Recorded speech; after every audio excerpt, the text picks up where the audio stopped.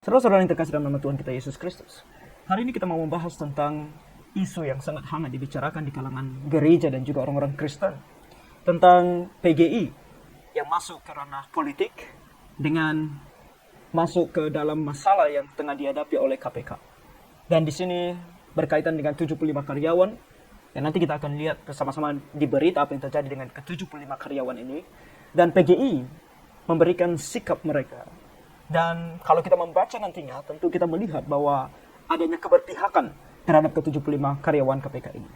Di samping keberpihakan ini, tentu yang mau kita lihat juga, apakah tindakan atau sikap KPK ini adalah sikap yang benar sebagai sebuah gereja. PGI adalah persekutuan gereja-gereja di Indonesia.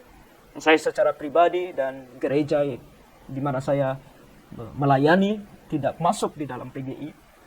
Tetapi PGI di Indonesia menjadi sebuah persekutuan yang dimana bisa dikatakan mayoritas gereja di Indonesia ada di dalamnya. Dan PGI tentu berbicara selalu mengatasnamakan gereja dan tidak jarang dianggap sebagai respon atau perkataan dari atau mungkin perwakilan dari seluruh gereja maupun orang-orang Kristen khususnya di Indonesia. Apakah kita gereja atau orang Kristen boleh setuju dengan sikap PGI ini?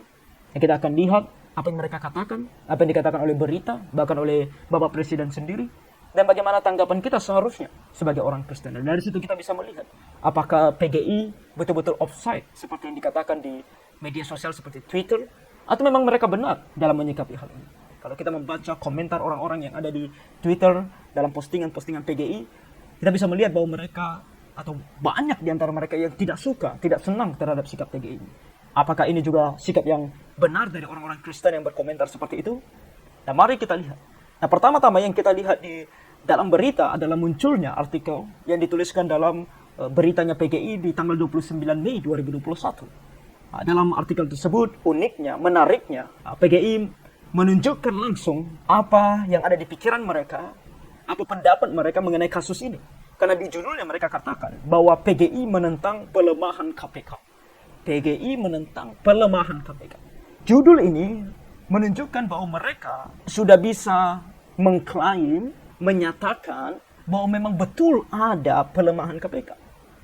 Hal ini apakah benar? Secara politik saja kita membaca di berita bahwa orang-orang di dunia politik saja saling bertentangan mengenai hal ini. Mereka yang terjun langsung di dalam dunia politik memiliki dua kubu yang berbeda. Ada yang mengatakan ini pelemahan KPK, ada yang mengatakan ini penguatan KPK. Lalu kenapa PGI di dalam judulnya justru seperti menyimpulkan bahwa benar ada pelemahan KPK. Dan ini adalah sikap yang bisa dikatakan cukup berani dari PGI. Apa yang terjadi sebenarnya? Kalau kita membaca, contohnya dalam national.kompas.com yang terbit pada tanggal 6 Mei 2021 dengan judul 75 pegawai KPK terancam dipecat, Johan Budi alih status ASN harusnya tak berdampak. Itu judulnya. Dan diungkapkan bahwa mereka dipecat atau bisa kemungkinan atau terancam dipecat karena tidak memenuhi syarat sebagai aparatur sipil negara atau ASN dalam tes wawancara kebangsaan TWK. Nah, ada sebuah tes wawancara kebangsaan yang diberikan kepada mereka dan 75 di antara seluruh karyawan KPK ini dianggap tidak lolos atau hasil ujiannya tidak lolos. Apa tes ini? Kalau kita membaca dalam berita juga dikatakan bahwa tes ini adalah tes yang diurus oleh Badan Kepegawaian Negara (BKN) dengan melibatkan, yang dilibatkan di sini adalah badan-badan yang cukup profesional atau bisa dibilang badan yang profesional di Indonesia. Ada Badan Intelijen Negara, Badan Intelijen Strategis TNI, ada Pusat Intelijen TNI Angkatan Darat, Dinas Psikologi TNI Angkatan Darat, dan Badan Nasional Penanggulangan Terorisme. Seluruh lembaga ini telah melaksanakan tes ini. Dan mereka menyatakan bahwa 75 pegawai ini atau karyawan ini tidak lulus. Dari judul artikel PGI, mungkin kita belum mendapatkan apa yang mereka maksudkan. Dan kalau kita membaca di dalam apa yang mereka maksudkan, di paragraf pertama saja dari artikel mereka mengatakan ini. Di bagian pertengahannya, dokumen-dokumen sikap PGI terdata dengan baik dalam pertemuan PGI dengan perwakilan karyawan KPK yang berkunjung ke Geraha Oikumene Jumat 28 Mei sore dibicarakan berbagai hal terkait persoalan yang saat ini dialami 75 karyawan KPK yang dinonaktifkan. Banyak isu berhimpitan di situ. Namun terasa ada aroma ketidakadilan yang menonjol terkait penonaktifkan 75 karyawan dimaksud. Dari pernyataan beberapa orang yang menjadi perwakilan dari 75 orang ini, PGI sudah menyimpulkan bahwa ada aroma-aroma ketidakadilan. Dan ini kalau dikatakan aroma ketidakadilan berarti dia juga menuduh badan-badan yang tadinya kita membaca melakukan tes ini, dalam diri mereka, dalam kepengurusan mereka dalam hal ini ada aroma ketidakadilan. Dan ini tentu dilaksanakan atas nama pemerintah, dan ini tentu tertuju kepada pemerintah. Lalu kenapa mereka katakan ada aroma ketidakadilan? PGI mencoba memberikan alasannya, tapi menurut saya alasannya adalah alasan yang hanya menuduh yang tidak mendasar sama sekali. Karena di sini dikatakan di paragraf yang kedua, dikatakan banyak di antara 75 karyawan yang dinonaktifkan itu beragama Kristen, Buddha, dan lainnya. Yang jelas-jelas tak bisa masuk dalam kategori itu. Kategori apa? Kategori contohnya ada talibanisasi dan radikalisme. Kristen, Buddha, dan lainnya. Saudara, ini bukan masalah agama, tapi karena saya adalah seorang hamba Tuhan gereja, maka saya akan berbicara mengenai orang Kristen. Ini bukan hanya masalah talibanisme atau radikalisme. Emangnya kalau kita mengatakan diri kita orang Kristen, kita adalah orang yang benar? Banyak orang Kristen berlaku tidak benar di hadapan Tuhan, dan berlaku curang, berlaku tidak adil, bahkan mungkin terlibat dalam hal-hal radikalisme. Jadi jangan mengatakan bahwa karena ada orang Kristen maka mereka harusnya orang baik-baik. Ini adalah spekulasi yang tidak mendasar. Kemudian mereka juga mengatakan bahwa aroma ketidakadilan itu juga didasarkan pada dugaan PGI akan adanya radikalisme dan sektarianisme yang menuju ke arah seperti PKI. Nah, kalau kita melihat ini di artikel ini di paragrafnya yang ketiga, di sini dikatakan, bila sekalipun demikian patut pula diwaspadai, dikritisi dan ditolak bila radikalisme dan sektarianisme digunakan sebagai tongkat pemukul penguasa pada level apapun mereka mengelola kekuasaannya. Kita tentu memiliki memori kolektif mengenai stigmatisasi PKI pada suatu masa tertentu yang dengan mudah dipakai untuk memberangus banyak orang dan kelompok yang dianggap berseberangan dengan pengelolaan kekuasaan. Ini kembali adalah spekulasi yang tidak mendasar. Dalam diri siapapun, kita tidak bisa mengatakan ada hal-hal seperti ini kecuali betul-betul bisa dibuktikan. Dan PGI merasa ini adalah hal yang mereka berani dan boleh ungkapkan. Nah, bukan hanya itu, PGI juga menaruh curiga pada semua lembaga yang melaksanakan tes tersebut dengan mengatakan, karenanya ketika kita menolak dan mengatakan bahwa isu Taliban itu hasil dari pembingkaian media, sementara kita sendiri tak jelas isu-isu kebangsaan lainnya yang dipakai untuk menakar kadar kebangsaan 75 orang itu, maka sesungguhnya kita bersikap ambigu dalam penentuan sikap kita. Pada posisi ini PGI meminta adanya transparansi dari pihak KPK hingga BKN untuk membuka hasil TWK sehingga polemik tidak berkembang di tengah masyarakat. Dengan begitu kita bisa punya parameter yang sama untuk menakar kadar kebangsaan yang dimiliki para petinggi hingga pegawai rendahan di negeri ini. Adanya kecurigaan, ketidakpercayaan terhadap badan-badan yang melaksanakan ini. Kalau di dalam dunia politik, kalau ini berbicara adalah orang-orang yang berpolitik di sana, silakan berbicara, terserah apa yang mau mereka katakan seperti ini pun tidak masalah. Tapi gereja, apa tujuannya, apa maknanya, apa baiknya, apa manfaatnya gereja membicarakan hal ini, apa pentingnya, apakah sikap PGI ini sudah benar? Presiden kita Joko Widodo, Bapak ini memberikan responnya. Dan kita bisa melihat dalam sebuah video, kita melihat di sini dalam video ini bagaimana Presiden Jokowi memandang hal ini. Mari kita lihat bersama-sama. Assalamualaikum warahmatullahi wabarakatuh. Saudara-saudara sebangsa dan setanah air yang saya hormati, Komisi Pemberantasan Korupsi KPK harus memiliki SDM terbaik dan berkomitmen tinggi dalam upaya pemberantasan korupsi. Oleh karena itu, pengalian status pegawai KPK menjadi aparatur sipil negara (ASN) harus menjadi bagian dari upaya untuk pemberantasan korupsi yang lebih sistematis. Hasil tes wawasan kebangsaan terhadap pegawai KPK hendaknya menjadi masukan untuk langkah-langkah perbaikan KPK, baik terhadap individu-individu maupun institusi KPK, dan tidak serta-merta dijadikan dasar untuk memberhentikan 75 pegawai KPK yang dinyatakan tidak lolos tes. Kalau dianggap ada kekurangan, saya berpendapat masih ada peluang untuk memperbaiki melalui pendidikan kedinasan tentang wawasan kebangsaan, dan perlu segera dilakukan langkah-langkah perbaikan pada level individual maupun organisasi. Saya sependapat dengan pertimbangan Mahkamah Konstitusi dalam putusan pengujian Undang-Undang Nomor 19 Tahun 2019 tentang perubahan kedua Undang-Undang KPK yang menyatakan bahwa proses pengalian status pegawai KPK menjadi ASN tidak boleh merugikan hak pegawai KPK untuk diangkat menjadi ASN. Saya minta kepada para pihak yang terkait, khususnya pimpinan KPK, Menteri PAN-RB, dan juga Kepala BKN untuk merancang tindak lanjut bagi 75 pegawai KPK yang dinyatakan tidak lulus tes dengan prinsip-prinsip sebagaimana yang saya sampaikan tadi. Terima kasih. Wassalamualaikum warahmatullahi wabarakatuh. Nah, dari video tersebut, kita melihat bagaimana sikap kepala negara kita, Bapak Presiden Joko Widodo. Di saat PGI memandang ini sebagai pelemahan KPK, Bapak Presiden Jokowi memandang ini sebagai batu loncatan untuk menjadi lebih baik.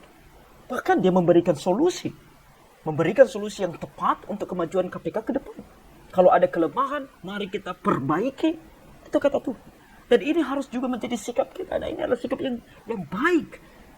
Dan orang Kristen harus memiliki sikap ini. Dan terlebih lagi nanti ketika kita melihat apa kata firman Tuhan. Sikap PGI dalam hal ini sangat offside dan tidak benar. PGI coba membenarkan sikapnya tentunya dengan menuliskan dalam artikel 29 Mei 2021 yang berjudul menelisik sikap PGI terkait polemik KPK. Dan mereka mengatakan bahwa kita tidak bisa mengambil sikap yang memuaskan semua orang. Dan kamu tidak perlu memuaskan semua orang. Kamu tidak perlu peduli apakah kamu puaskan semua orang. Yang kamu perlu peduli adalah apakah kamu memuaskan hati Tuhan. Apakah yang kamu lakukan sesuai dengan firman Tuhan atau tidak. Dalam hal ini, dalam hubungan kamu dengan pemerintah saat ini. Kemudian ditambahkan ada 6 poin yang mereka bicarakan, yang mereka katakan sebagai sebuah tindakan keadilan yang menurut saya tidak adil. Karena poin 1-3 menyatakan sikap bela KPK mereka. Dan kalau kita membaca dengan detail, tentu kita melihat bahwa bukan KPK, institusi KPK yang mereka bela, tetapi ke-75 pegawai tersebut. Dan kemudian tentu Novel Baswedan menjadi pusatnya, karena dia disebutkan di sini, disebutkan juga di artikel sebelumnya. Poin keempat berbicara tentang pemerosotan KPK. Kenapa ada pemerosotan KPK beberapa waktu ini? Bukan ke-75 pegawai itu ikut di dalamnya? Seharusnya PGI pergi bertanya kepada ke-75 pegawai itu apa yang sudah mereka lakukan. Kenapa waktu mereka ada di situ, KPK merosot? Sesuai dengan apa kata PGI, KPK merosot. Kemudian, apalagi? Di poin yang kelima, mereka menyatakan ketidakpercayaan terhadap pelaksana tes. Seperti apa yang kita baca di artikel sebelumnya. Dan poin terakhir tentang pentingnya gereja berpartisipasi dalam gerak kebangsaan. Apakah ini partisipasi yang benar sesuai dengan firman Tuhan?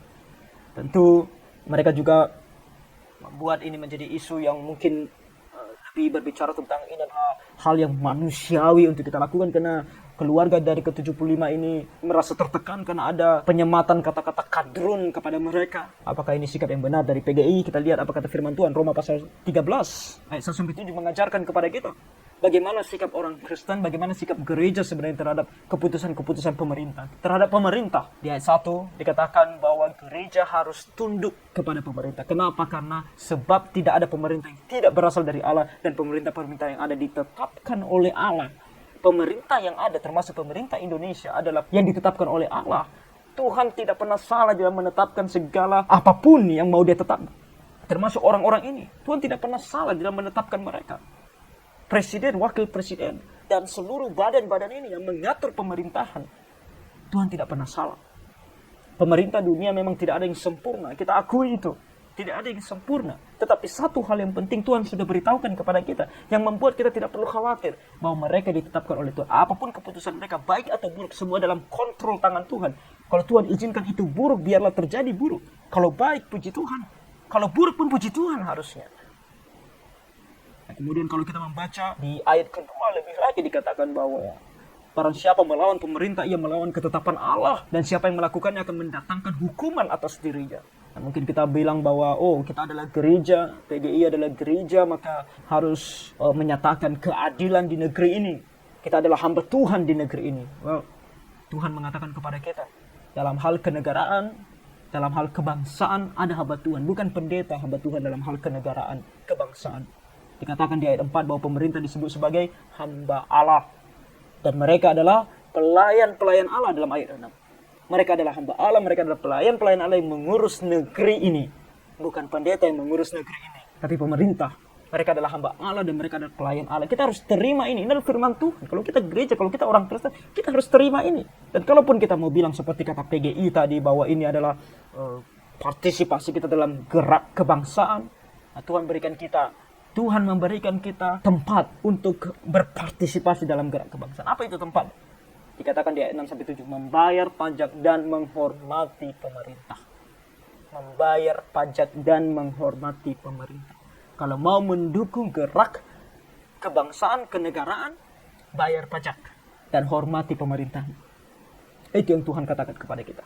Dan bukan hanya itu, tentu kita membaca dalam 1 Timotius 2 ayat 1-3. Pertama-tama aku menasihatkan, naikkanlah permohonan, doa syafaat, dan ucapan syukur untuk semua orang, untuk raja-raja dan untuk semua pembesar, agar kita dapat hidup dalam tenang dan tentram dalam segala kesalehan dan kehormatan. Kalau mau hidup tenang, tentram dalam segala kesalehan dan kehormatan dalam negeri ini, bukan pergi membela KPK, melawan pemerintah, atau mengatakan ini itu mengenai pemerintah atau mengenai KPK, tapi berdoa bagi mereka.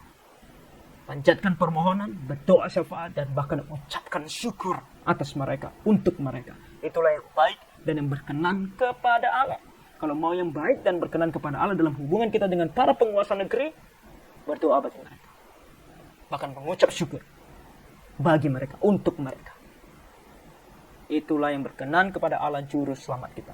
Juru selamat kita sangat spesifik. Kalau kita gereja, kalau kita orang Kristen, yang Allah adalah juru selamat kita, yang Tuhan Yesus adalah juru selamat kita, ini harus menjadi sikap kita terhadap pemerintah. Kita semua sadar tentu pemerintahan tidak ada yang sempurna di muka bumi ini. Ketika pun merasa ada ketidakadilan, maka yang perlu kita lakukan adalah berdoa bagi mereka. Tapi mungkin kita bertanya, bagaimana kalau misalnya betul ke-75 pegawai ini mendapatkan ketidakadilan dari pemerintah?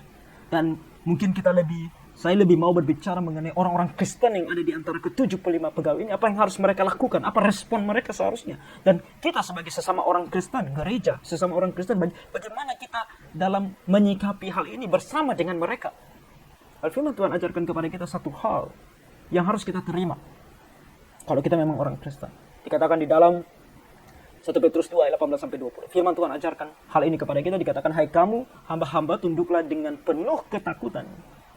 Garis bawahi dengan penuh ketakutan. Kepada siapa? Kepada Tuhan, kepada atasanmu, kepada orang yang lebih tinggi kedudukannya daripada kamu. Dalam hal ini, KPK tentu pemerintah adalah memiliki kedudukan lebih tinggi. Bapak Presiden Insinyur Joko Widodo adalah panglima tertinggi negeri ini.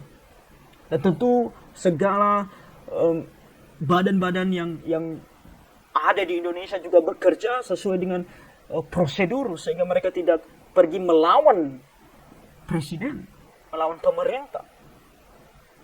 Jadi terhadap mereka yang lebih tinggi kedudukannya daripada kita harus tunduk dengan penuh ketakutan.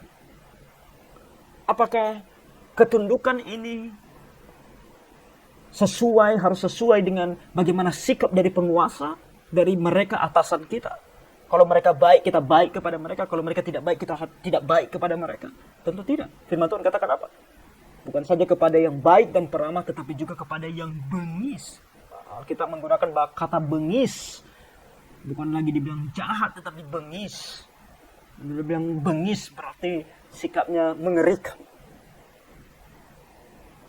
Sebab adalah kasih karunia. Kasih karunia. Jika seorang karena sadar akan kehendak Allah menanggung penderitaan, kehendak Allah bagi kita dalam melakukan apa yang benar.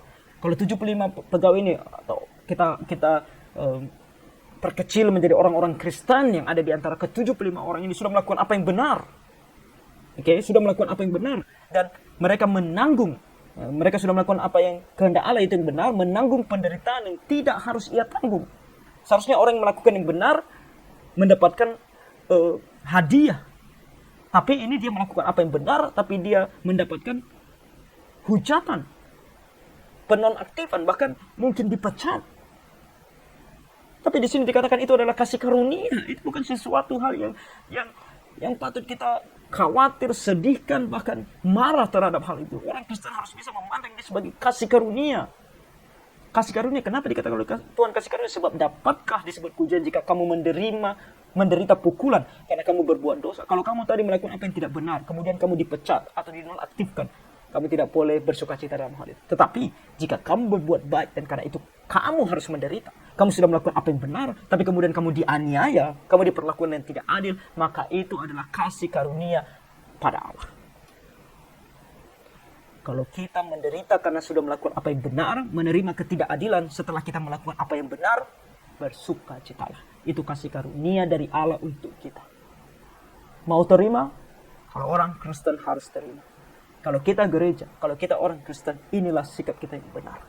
Jadi untuk kalaupun benar, ini saya katakan kembali, kalaupun benar, di antara ke-75 pegawai ini ada orang Kristen yang betul-betul Kristen, dan memang benar-benar mereka sudah melakukan apa yang benar selama ini, dan mereka juga memiliki jiwa yang benar, patriotisme, nasionalisme yang benar terhadap negeri ini, NKRI ini. Tapi mereka diperlakukan dengan tidak adil melalui tes itu. Kalaupun semuanya ini benar, sikap mereka, sikap gereja, sikap kita sebagai orang Kristen adalah taat kepada firman Tuhan ini. Kita akan bersuka cita bersama dengan mereka karena ketidakadilan yang mereka dapatkan. Bukan pergi mengata-ngatai para pengetes, apalagi pemerintah yang posisinya lebih tinggi daripada kita. Jadi ini harus menjadi sikap gereja. Kalaupun kita suatu hari harus menentang atau tidak mau taat kepada pemerintah, kita membaca dalam Alkitab contoh dari para rasul. Dalam Kisah Para Rasul pasal 5, ketika mereka dilarang untuk mengabarkan Injil, apa kata para rasul? Tetapi Petrus dan rasul-rasul itu menjawab, katanya kita harus lebih taat kepada Allah daripada kepada manusia. Kalau kita disuruh, diperintahkan oleh pemerintah untuk melakukan dosa, kita harus lebih taat kepada Allah daripada kepada manusia. Tapi kalau kita mendapatkan ketidakadilan, kita harus bersukacita. Dan lihat juga para rasul. Mereka bukan, ketika mereka dilarang untuk berkhotbah, bukan mereka membuat demo, bukan mereka pergi membuat tulisan yang pergi menentang pemerintah, mengata-ngatai pemerintah. Oh, tidak adil, pemerintah tidak adil. Kenapa? Orang Yahudi boleh mengajarkan ajaran Yahudi, tapi kami orang Kristen tidak boleh mengajarkan ajaran Kristen. Kenapa mereka boleh? Kenapa kami tidak boleh? Ini tidak adil. Mereka tidak berbicara itu. Mereka hanya pergi melakukan apa yang seharusnya mereka lakukan. Pemerintah larang mereka untuk mengabarkan Injil. Tuhan katakan pergi kabarkan Injil. Mereka hanya pergi mengabarkan Injil. Kalau ditangkap, mereka akan ditangkap dengan sukacita. Mereka akan menerima itu. Dan bahkan dengan sukacita mereka rela mati untuk itu. Mereka tidak akan pergi untuk melawan. Tidak. Jadi itu harus menjadi sikap kita. Gereja itu harus menjadi sikap. Orang Kristen itu harus menjadi sikap. Tidak ada yang lebih dari situ. Tuhan kita adalah Tuhan yang sama.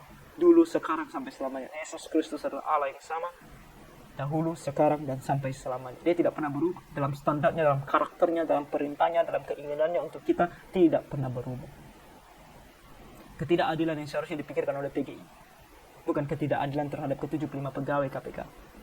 Ketidakadilan yang ada di dalam diri PGI sendiri.